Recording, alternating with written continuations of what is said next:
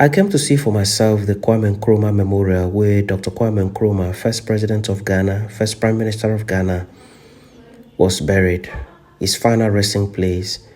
Incidentally, this is Kwame Nkrumah's third resting place, and I'm sure this will be the last. He was first buried in Guinea, and after that he was exhumed and then taken to his village for burial, and he was exhumed from there and buried here during Jerry Rawlings' administration. So this is the third funeral ground of Dr. Kwame Nkrumah, and I'm sure it's going to be the last funeral ground because this is very beautiful already. There is absolutely no need exhuming his body from here and taking it elsewhere. So this place is well constructed and deliberately designed to give the meaning that was intended. And I walk into the reception here, Kwame Nkrumah Memorial Reception Ground. Okay, so because this premises is divided into two. Okay, there is the reception part, and after the reception, there is a door that leads you to the memorial ground, massive, sprawling, premises there. And this is just truly entering into the reception. As you enter into the reception, the first thing that greets your eyes is a car that was donated, that was given as a gift, that was, given to Dr. Kwame Nkrumah by J.F. Kennedy, then President of the United States of America, in 1961. This is Cadillac. And Ghana has preserved this till today. Beautiful car, very clean, very fine. The beauty is still there even till this day, about 61 or 50-something years after. So it was given to Dr. Kwame Nkrumah by the President of America, perhaps in appreciation of their comradeship. When you enter, you need to buy a ticket, and I got my ticket here, 100 cedis, and this allows me to go in and visit every part of the premises. My cameraman is Ghanaian, so Ghanaians are not expected to pay any fee here, any ticket, to buy tickets here. But for foreigners like myself, I had to buy ticket, and that's fine. On the wall here, you see the artwork here, very beautiful also. Amateurs are not allowed to do anything here. That's what I saw. Because from the structures, from the way they are well designed, you can see it was done by professional hands. And so my tour guide, upon giving the 100,000 naira to the management, I was allotted a tour guide. And this is a tour guide, beautiful lady. She then took me into the other part of the memorial, okay? And where we are now is where Dr. Kwame Nkrumah stood in 1957 to declare the independence of Ghana. I asked her if this is just a caricature of the place. She said no, that this is the exact place that Kwame Nkrumah stood to declare Ghana as an independent state. Remember, it was initially called Gold Coast under the colonial leadership of Britain, and it was declared independent in 1957, and Kwame Nkrumah stood at where you saw the statue to make the pronouncement. Now, the building you are seeing here is where Kwame Nkrumah was buried. Under this building, you will see his grave and the grave of his wife. I understand that this building was constructed by a Chinese firm. So contract was given out. Nothing was taken for granted. Contract was given out. And the materials used here were carefully selected. This is pure marble. You see pure marble here. It's also part of the respect given to this great man. So my tour guide is taking me into the building, and that's just truly coming in with the tour guide, and she's explaining a bit more to me, and I had to take off my goggles to be able to see clearly. And what I found here is the grave of Dr. Kwame Nkrumah. You can see it here, okay, to my right. And this is a tombstone. This is the grave. This is where Kwame Nkrumah is resting. Well preserved, given all the respect. You see here, Osagyefo Dr. Kwame Nkrumah, 1909 to 1972. Marbles all over to immortalize his name. And immediately after Dr. Kwame Nkrumah's tombstone, you see that of the wife. This is where the wife was buried. The wife was Egyptian. Okay, Kwame Nkrumah got children from two women. The first woman that he got a child from was British. Okay, that woman gave birth to Kwame Nkrumah's first son, and Kwame Nkrumah later married an Egyptian. And buried here is Fathia Nkrumah. Fathia was a Coptic Christian from Egypt. And when Kwame Nkrumah was toppled in a military coup in the early 60s, Ghana was no more safe for the first family. So Fathia had to move back home to Egypt with the children, while Kwame Nkrumah settled in Guinea.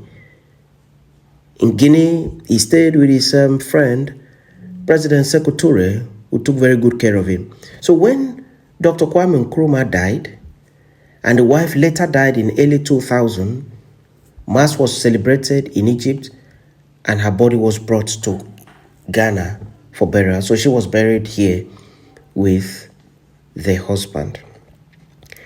Now, my tour guide had to take me further into the sprawling premises of the Kwame Nkrumah Memorial, well decorated, well built. This place has an architectural plan, obviously, and everything has meaning. Every part of it has meaning. So where she's taking me to is where you have the head of Dr. Kwame Nkrumah separated from the body. You see the head here, okay? And from there you see the body separated from the head. That's the body there. And I asked my tour guide, I said, why? Why separate the head from the body? She said that when Dr. Kwame Nkrumah was toppled, she was outside the country. That what this means is that if he was inside the country, his head would have been severed, obviously would have been killed. And that when he was still the president of Ghana, a beautiful statue was constructed for him, and it was placed at a very strategic point.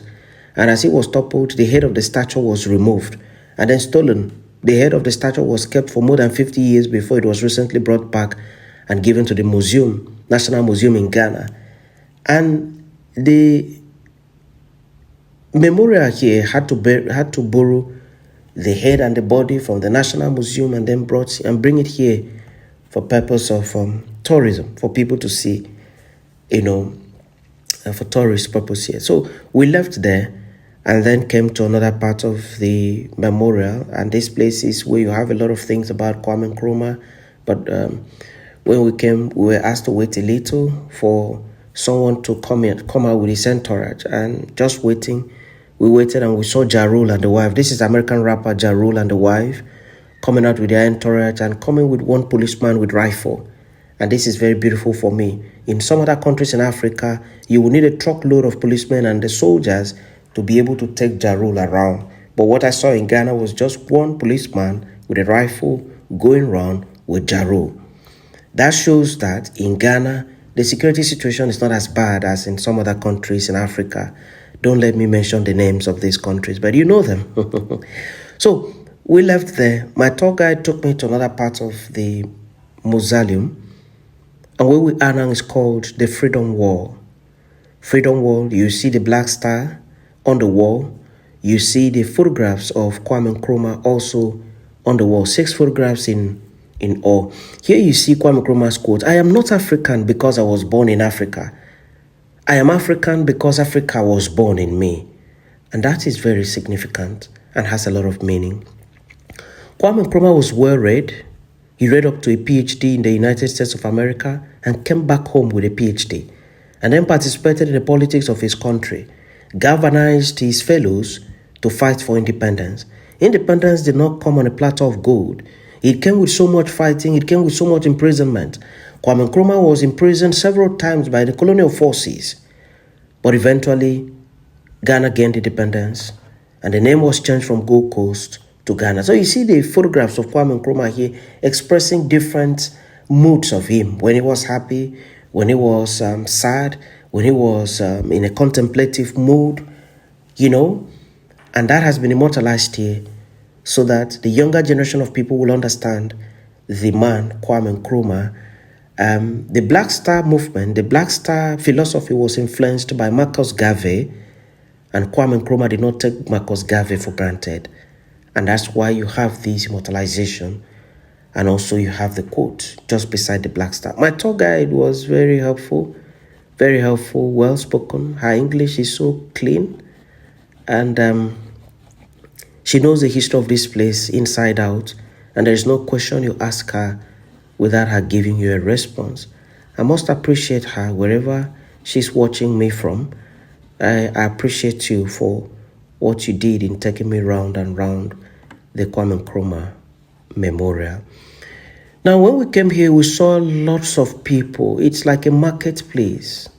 So many people. People from Ghana, people from outside Ghana, mostly people from outside Ghana. You see, people of color, white people, everybody, they came here to visit this place and see for themselves what Kwame Nkrumah meant for the people of Ghana and for the people of Africa. And when we left the Freedom Wall, we saw something just beside, and that's a tree planted. You see, Ligum Vitae, tree of life. This tree was planted by His Excellency Jonas Ada, President of Hungary, during his visits to this place. And that speaks volume. Lots of people visit here. And they will continue to visit this place. And like I said, this place is deliberately designed. So you have a waterfall here with the statue of a man playing traditional drum, and another one, people blowing traditional trumpets. And Ghana is a very traditional place. They don't joke with their culture, their history, their tradition. So the beating of the drum is symbolic. The blowing of the trumpet is equally symbolic in Ghana. Yours truly took a tour of the place. I walked round and round. It took me about 3 hours. Up there, you see the plane at a very low altitude, and that shows you that the airport is very close here.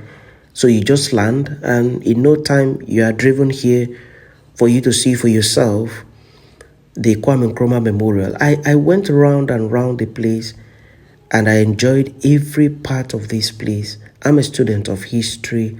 I love history. I eat history. I drink history. And I was so pleased to be here. I saw school children everywhere.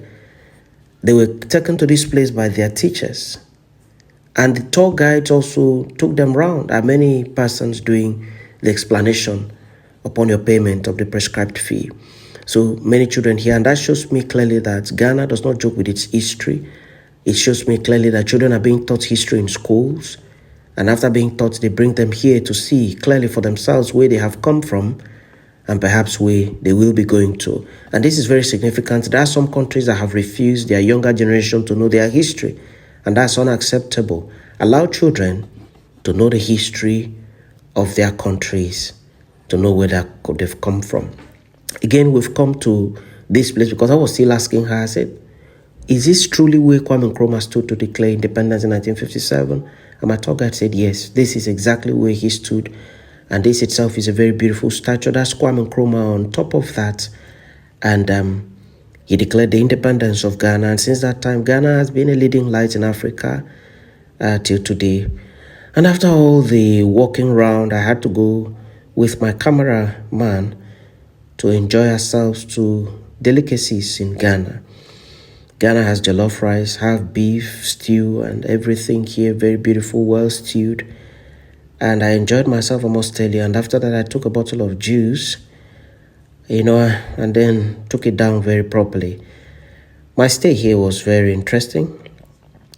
It's a very hospitable place. They're very receptive to foreigners. They're not xenophobic. And this is very interesting. Because when you go to a place and you know that nobody's discriminating you, then you are totally at home there. My stay in Ghana was very enjoyable.